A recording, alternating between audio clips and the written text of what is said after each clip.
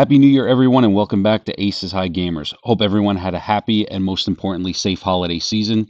Took some time off due to the holidays and family stuff, but we're back, and what better way to start the new year than with a new Shredder's Revenge video. Things have been extremely quiet on the news front regarding this game. However, there have been some tidbits of info sprinkled around the interwebs over the last few months, so I decided to compile them together for everyone. Most of this comes from the Tribute Games official Discord server. Now, some of these I won't read in their entirety, so feel free to pause the video if you'd like to read all of the details. These are in no particular order, but there are some date stamps on some of them, with comments dating far back as August 2021. We start off with having Yannick in a conversation about him rewatching the old '87 show and how it is more of a sitcom than he originally remembered, but considering that the game is a beat 'em up, it's mostly action with some of that comedic charm in it.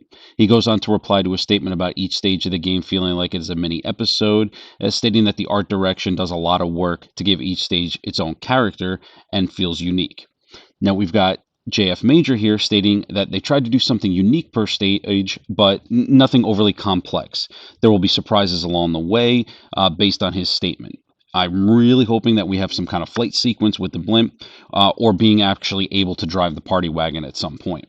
Now, moving back to Yannick, he goes on to say how stoked he is that him and the team were able to make the game feel funny and silly like the '87 cartoon, but it gets the look and feel of a dynamic and action-filled game.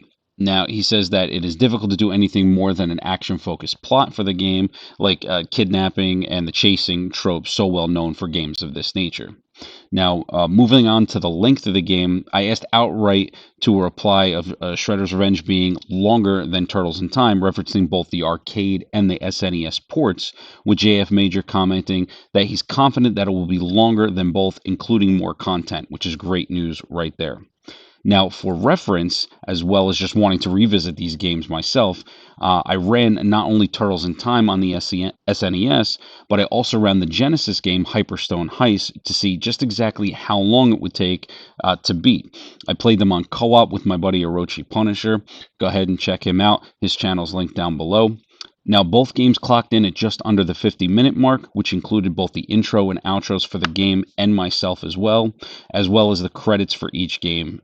Now, understandably, beat-em-up games are generally not long, and I'd say that if the main game takes about an hour or so with the additional modes added to the longevity of the game, I feel like that would be sufficient.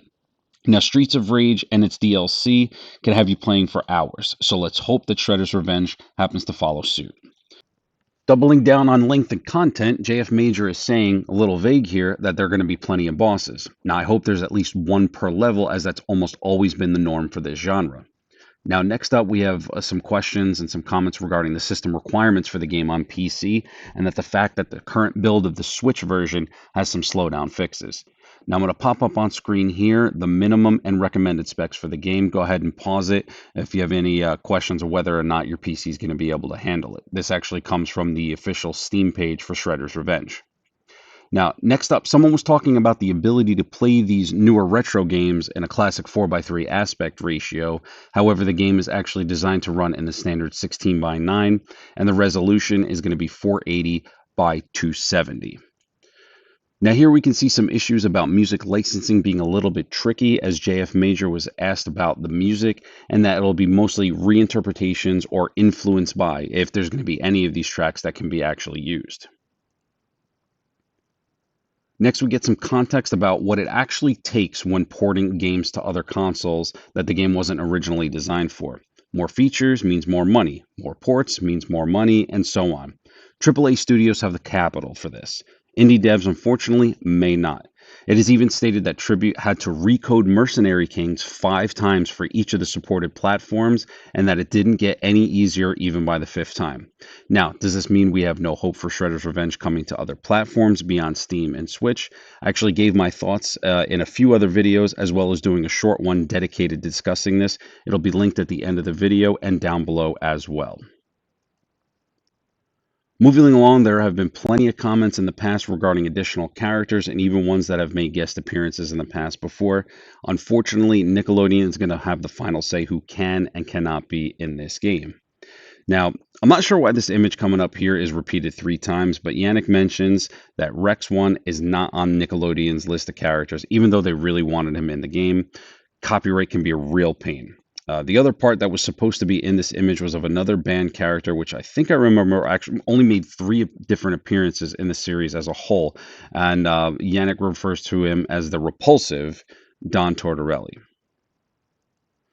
Continuing on, JF Major mentions again how costly pixel art can be over 3D game development when asked about additional characters being included in the game. We did get April O'Neil, so chances are we will at least get minimum 1 more character. I'd like to think we'd actually get 3. You have your 4 turtles and 4 additional allies, but we shall see. Lots of people have been wondering if this game will be coming to their region. JF Major here is saying that he assumes the reach will be the same as Streets of Rage 4. Good news for a lot of people all around the world there. Something a lot of people have been wondering is if Tribute and Dotemu read any of the suggestions or apply anything that comes their way. Now, even though this reply comes from the Tribute Discord, there have been a ton of suggestions in the Shredder's Revenge official Discord. And what some people need to understand here is that this team are fans just like us, not some AAA dev that's trying to cash in on a popular IP. And I think some people tend to forget. I'm sure some of our suggestions were actually already planned for the game. Have some faith in these guys. I think we're in good hands.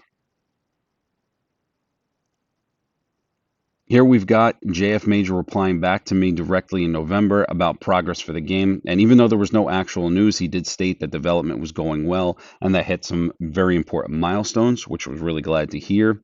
And a little while later, we've got Yannick also mentioning here that unfortunately there is no news, but they are working hard on making a good game. Lastly, we've got a tweet here about an Easter egg hidden in Shredder's Revenge, a Panzer Paladin arcade cabinet. Very cool. But, and that is a very big but, it is not the highlight of the tweet.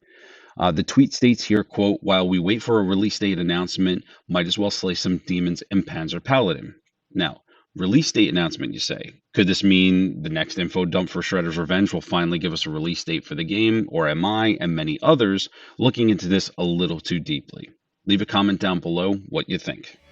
That's going to wrap it up for this newer edition of What We Know for Shredder's Revenge. Help support the channel by leaving a like on the video and subscribe so you don't miss out on any Shredder's Revenge content and any other videos that I'll be working on in the future.